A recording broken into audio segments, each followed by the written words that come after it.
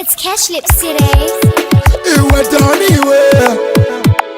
Bindura nyama babrai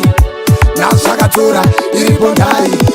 Nakazira matai Nasi zvangu zvaita Kwamereki tinosvika Ari pakawash pasasuka Echingwa havashayi Masai just fry Kuno zviri kufanya Tina nguva yekubata shaya Kuno kuZimbabwe zviri kufanya Kuno zviri kufanya Isu tiri kufara Kana pwere tinotamba Kuno zviri kufanya Tina nguva yekubata shaya Kuno kuZimbabwe zviri kufanya Kuno zviri kufanya Isu tiri kufara Kana pwere tinotamba Kunyangwe vanotengesa majuice card Kunyura kwezuva unotowana eskati Suva nezuva tichiposta ingirandi Muhomwe mune maandroid Vamwe ndivo vari kurema vari kuninda Kurokesheni vari kumisa dzimba Suva nezuva tinobuda dikita Asi kwatinoenda tinoziva tosvika Kuno zviri kufanya Tina nguva yekubata shaya Kuno kuZimbabwe zviri kufanya Kuno zviri kufanya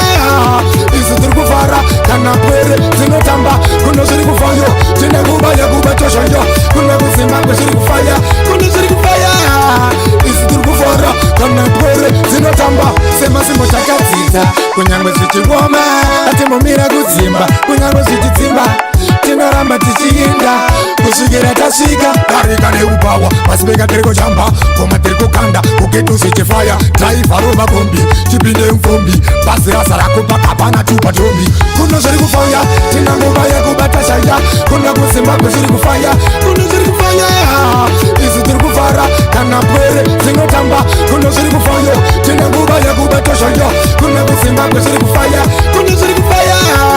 Isu tiri kufara Kana pwere tinotamba Kunyangwe vanotengesa majuice card Kunyura kwezuva unotowana eskati Suva nezuva tichiposta ingirandi Muhomwe mune maandroid Vamwe ndivo vari kurema vari kuminda Kurokesheni vari kumisa dzimba Suva nezuva tinobuda dikita Asi kwatinoenda tinoziva tosvika Kuno zviri kufanya Tina nguva yekubata shaya Kuno kuZimbabwe zviri kufanya Kuno zviri kufanya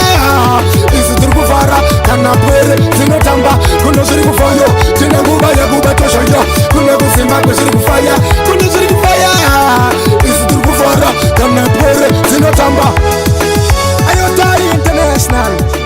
Kuri kufire mchando Pazimbo tiri kufairwa